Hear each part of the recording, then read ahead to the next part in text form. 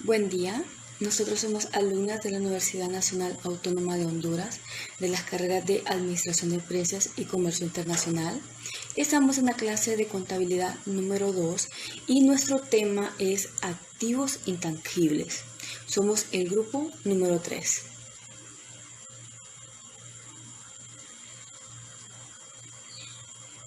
Introducción.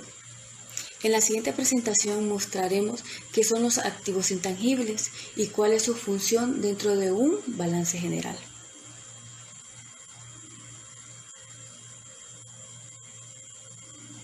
Objetivos generales.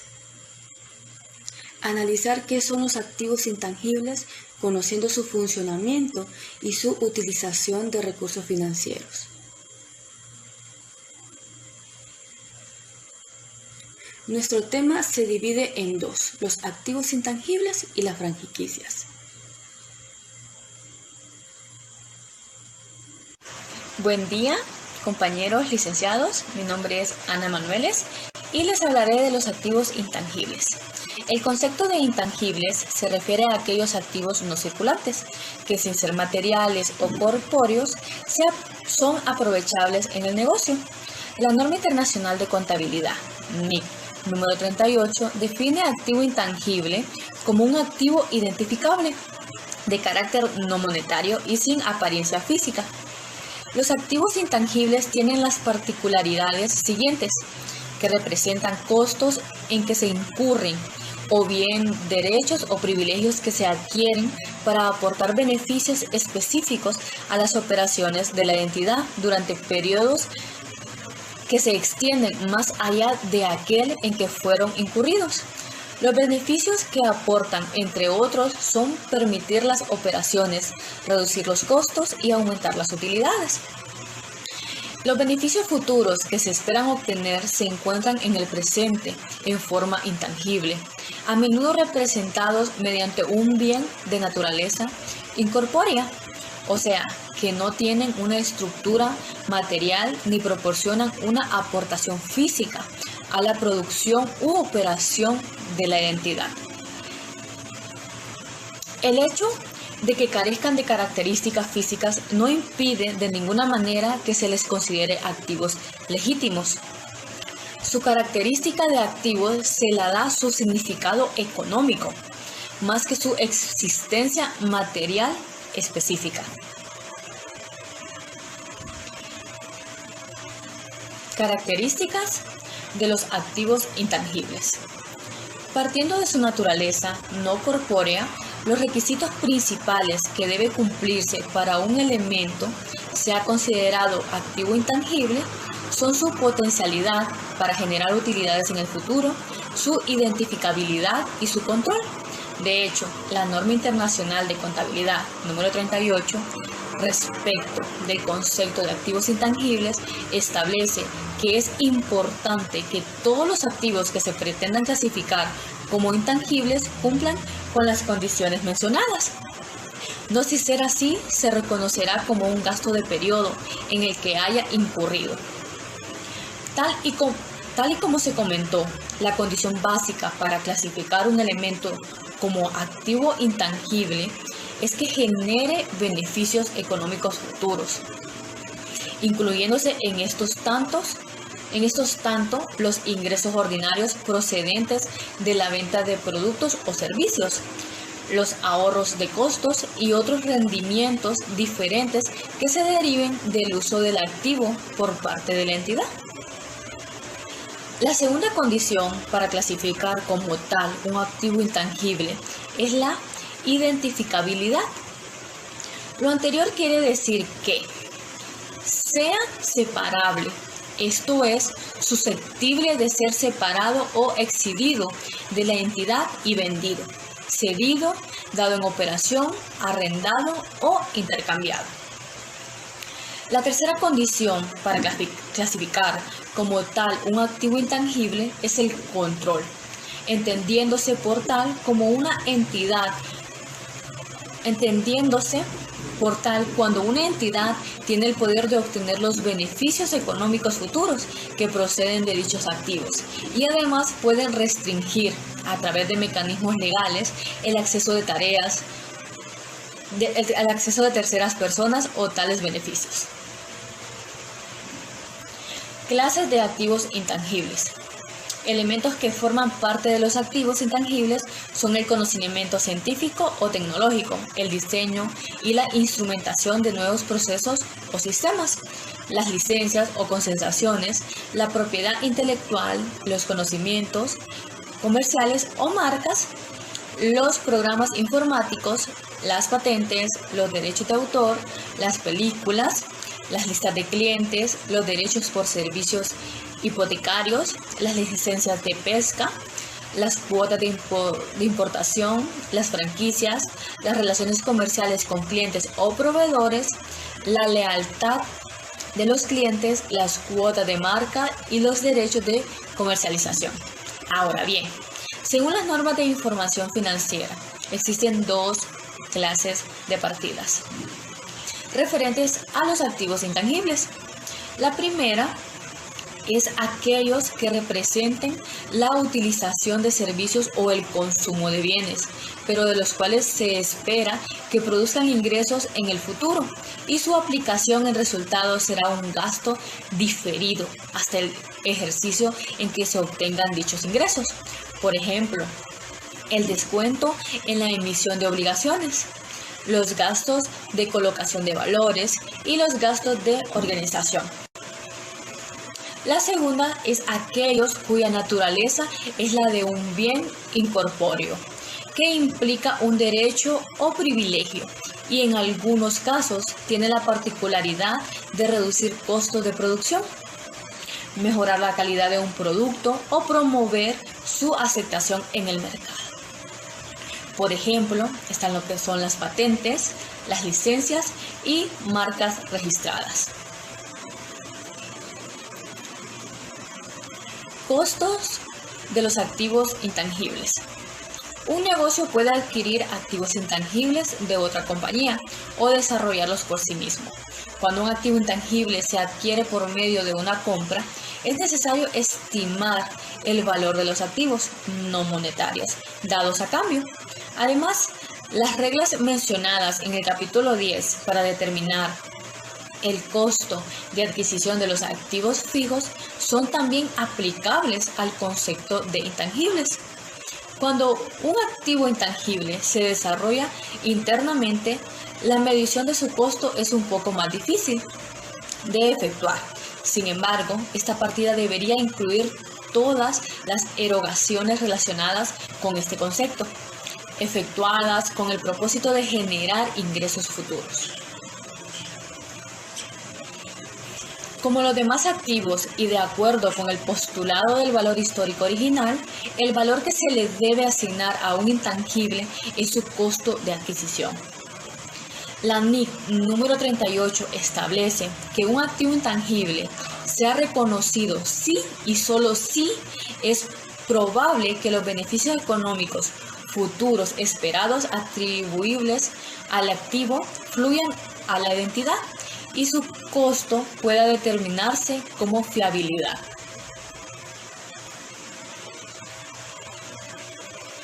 Amortización de activos intangibles. El proceso sistemático de asignación del costo de activos intangibles se llama amortización. Para determinar a qué tipo de activos intangibles se le debe aplicar el proceso de amortización, es preciso establecer si tiene vida útil limitada o no. Los activos intangibles cuya vida útil es limitada o indefinida se mantienen intactos hasta que pierden su valor. En ese momento se cancelan totalmente. Casi siempre las normas de información financiera establecen que el costo de los activos intangibles debe ser absorbido por medio de la amortización en los costos y gastos de los periodos que resulten beneficiados de ellos. La amortización deberá hacerse mediante un método racional, sistemático y consistente durante el término de vida útil del intangible. Tema 2. Franquicias. Una franquicia es el derecho o privilegio que se recibe de una organización para efectuar de manera exclusiva negocios en un área geográfica determinada.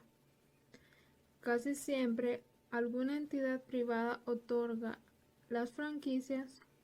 Por ejemplo, una organización puede tener el derecho exclusivo de establecer una cadena de restaurantes ampliamente conocida en alguna ciudad de un país. Algunas franquicias otorgadas pueden costar cantidades significativas. La cantidad pagada por la organización que recibe la franquicia se registra como un activo intangible y se amortiza en línea recta durante el periodo de vigencia de la franquicia. Para la compañía que otorgó la franquicia, la cantidad que recibió como pago representa ingresos que se clasifican en el estado de resultados. Recordemos que al elaborar el asiento de diario de esta transacción, los datos que deberían ir es la fecha. En los detalles debe ir lo que es primeramente los bancos, cuánto nos debe. Como segundo dato iría lo que es ingresos por franquicia, que eso se colocaría en haber. Y esto sería el asiento para registrar el otorgamiento de una franquicia. Recordemos que entre las franquicias más populares se encuentran McDonald's, Starbucks, Krispy Kreme y Subway. La compañía que recibió la franquicia deberá hacer su asiento diario con la fecha, colocando como primer dato la franquicia y el precio, el cual se colocará en debe, y como segundo dato se colocaría bancos, que iría en haber. Y eso sería todo para registrar la adquisición de una franquicia. Existen una serie de datos importantes sobre las franquicias que debemos conocer. 1. De los negocios independientes, o sea, no franquicias, 60% no completan el segundo año de vida. 2. De los negocios franquiciados, 95% continúa en operación al quinto año de vida. 3. En el mundo, las franquicias crecen a un ritmo de entre 10 y 12% anual. Más de 65 giros de negocios se han desarrollado mediante este esquema. 5. En Estados Unidos, 1 de cada 12 negocios es franquicia y 1 de cada 3 dólares que se gastan a nivel menudeo son en establecimientos franquiciados. 6. En México, las franquicias venden casi 4.000 millones de dólares. Como segundo subtema tenemos lo que es las licencias y permisos. Algunas compañías invierten considerables sumas de dinero para obtener licencias y permisos con la intención de operar en ciertos tipos de negocios. Por ejemplo, estaciones de televisión, radio y radiocomunicación. El costo de las licencias y permisos se registra en la cuenta de activos intangibles y se amortiza durante el tiempo que cubra el permiso o la licencia respectivo. El registro contable es similar al caso de la franquicia. Marcas registradas son un medio para construir y mantener un aspecto distintivo del producto elaborado con respecto al de la competencia. El valor de la marca registrada estriba en la contribución que efectúa al incremento de las ventas de la compañía. Las marcas registradas son derechos que pueden adquirirse, venderse o arrendarse. Para la adquisición de marcas registradas se deben evaluar las marcas a su precio de costo más todos los gastos que se hayan originado para su obtención legal. En algunos países, como en el caso de México, la Ley de Propiedad Industrial establece que los efectos del registro de la marca durarán 10 años a partir de la fecha en que se hubieran iniciado los trámites. Este plazo puede renovarse indefinidamente por periodos similares de 10 años. Adquisición de una marca registrada. Cuando se adquiere una marca registrada, se hace con el propósito de generar utilidades adicionales, con las cuales se puedan compensar la inversión efectuada. En este caso, su costo no debe de afectarse y se mantendrá el valor inicialmente registrado en la adquisición. En caso contrario, es decir, si no ha rendido los beneficios esperados, es recomendable amortizarla en forma acelerada o cancelarla totalmente. Desarrollo de una marca registrada. Puede darse el caso de que la marca registrada se haya creado internamente en la organización.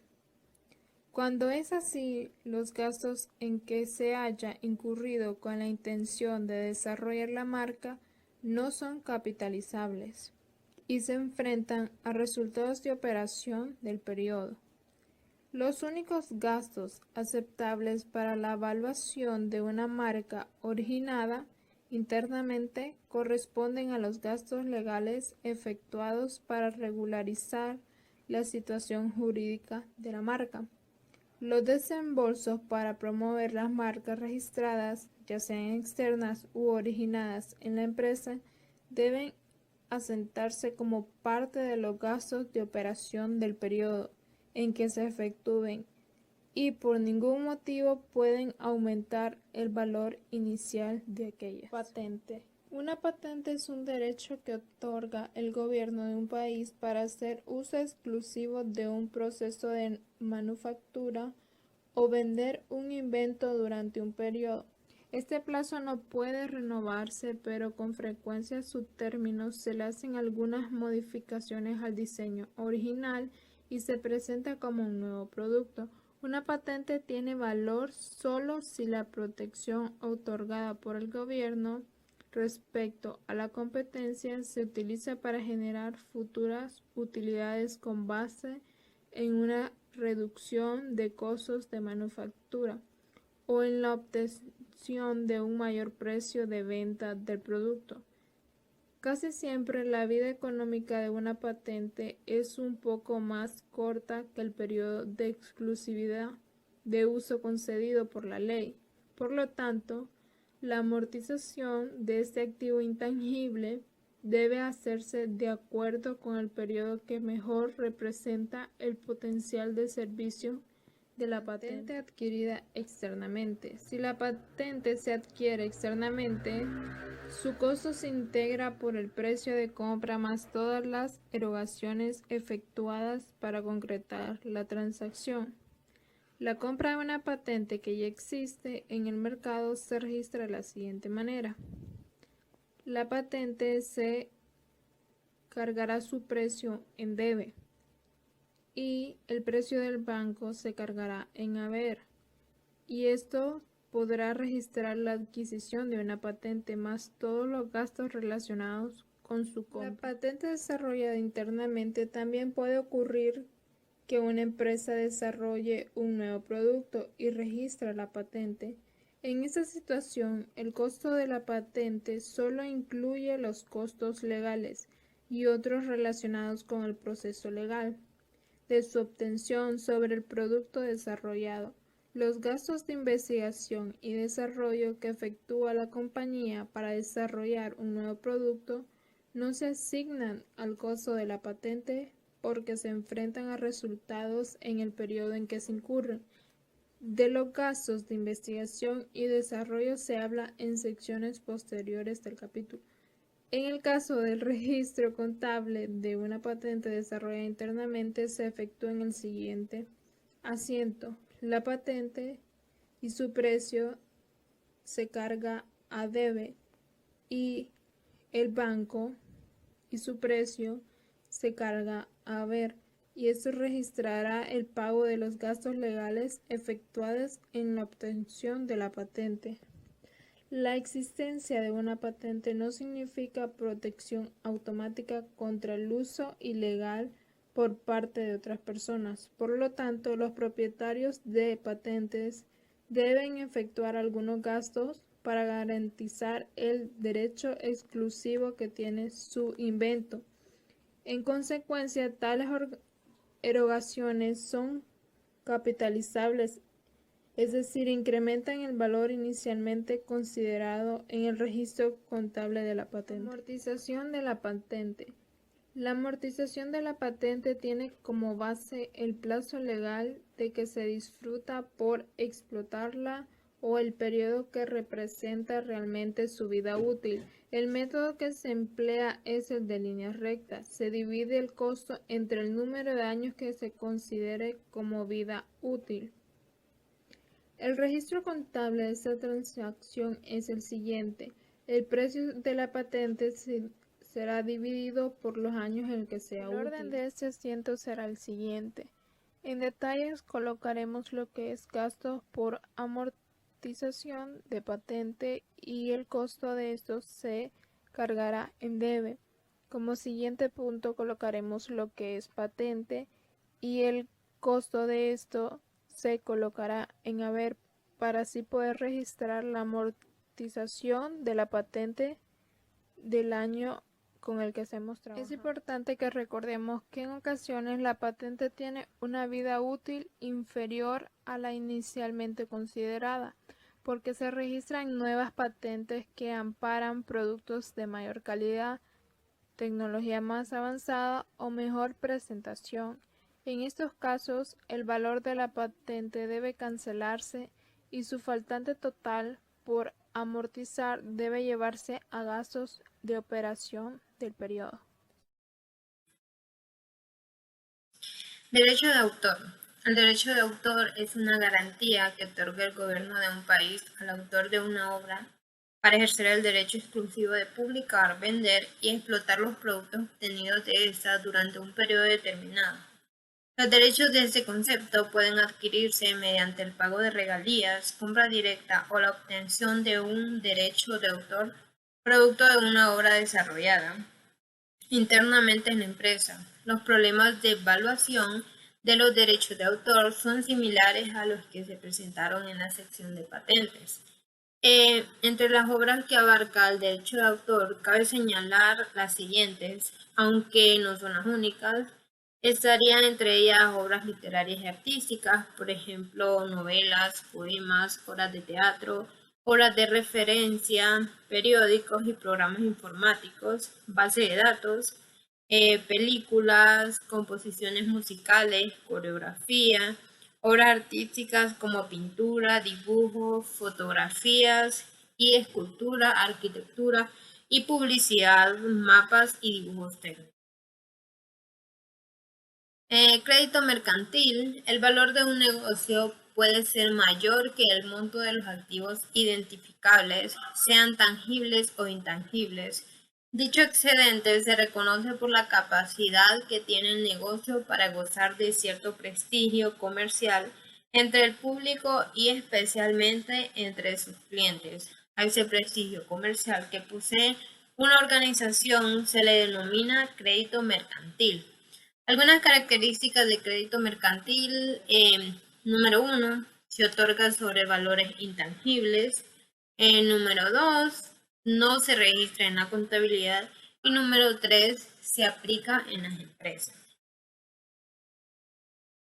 Existen tres formas para estimar el crédito mercantil. Número 1, negociación. Esa forma de estimación se basa en un acuerdo entre las partes, comprador y vendedor, que están negociando una operación, ya sea una venta o una compra, en sí una negociación. Número 2, utilidades promedio futuras. Se basa en un promedio anual de utilidades excedentes obtenidas sobre un rendimiento considerado normal. Número 3, capitalización de las utilidades promedio. Consiste en capitalizar las utilidades promedio obtenidas en exceso, a lo que se considera un rendimiento normal. La capitalización de utilidades se lleva a cabo dividiendo las utilidades por la tasa de rendimiento que fija el inversionista. Costos de organización. Cuando una empresa se constituye, normalmente incurre en una suma cuantiosa de costos cuyo objeto es poner en funcionamiento su administración. Por ejemplo, la escritura notarial y su registro, los honorarios profesionales contratados para constituir la sociedad, la impresión de acciones, libros y registros, así como los permisos y demás trámites gubernamentales.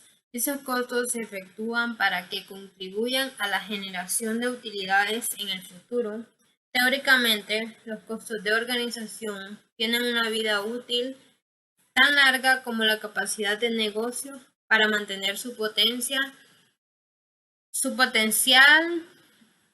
a fin de generar utilidades. Algunos ejemplos de costos de organización serían gastos de licitaciones generados antes de la operación del negocio, gastos diferidos a largo plazo, gastos de organización, son los gastos no identificables con un activo fijo en particular que se incurre en la etapa de organización inicial y puesta en marcha de equipamiento. Gastos de investigación y desarrollo. Es fácil apreciar que en ciertas industrias las empresas tienen un amplio programa de investigación y experimentación para desarrollar nuevos productos. Por ejemplo, la automotriz, de electrodomésticos, farmacéuticas y química, entre otros. Estas industrias, antes de ofrecer un producto al mercado, lo someten a un complicado y minucioso proceso de análisis para verificar su diseño, calidad o estándares de seguridad. Las investigaciones efectuadas incluyen partidas como sueldos y salarios, materiales y otros gastos. Gastos de mercadotecnia. Los gastos de mercadotecnia se efectúan con el objeto inmediato de obtener conocimiento del mercado para un producto o servicio, darlo a conocer, desarrollarlo o mantener la preferencia del consumidor.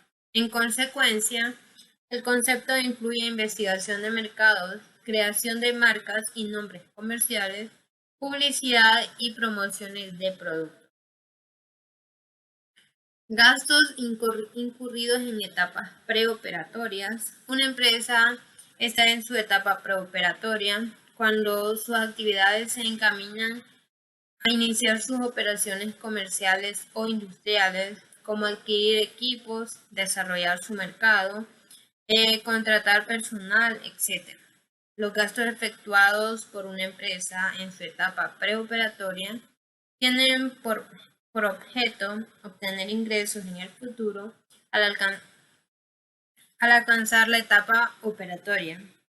A pesar de la incertidumbre inherente a la etapa preoperatoria, la cual impide juzgar la absorción futura de los gastos preoperatorios, estos deben diferirse para amortizarse cuando se alcance la etapa operatoria.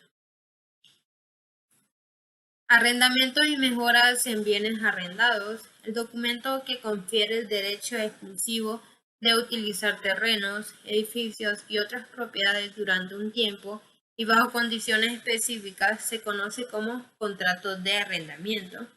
Cuando se han hecho pagos anticipados de importancia para obtener estos derechos, el importe debe cargarse a una cuenta de activo llamada arrendamientos. Esos pagos anticipados se amortizan a lo largo de la vida del contrato de arrendamiento mediante cargos a gastos por arrendamiento y abonos a la cuenta arrendamientos. Normas de información financiera aplicables a activos intangibles. La partida de activos intangibles se encuentra regulada por normas internacionales específicas para los países que aceptan o permiten dichas normas, o por normas locales para los países que, como México, continúan usándolas.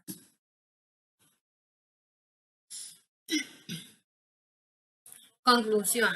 Es importante conocer que los activos intangibles son necesarios para el manejo de la empresa. Estos activos son de gran importancia para la valorización del mercado de las organizaciones y empresas, siendo un elemento fundamental a la hora de generar valor.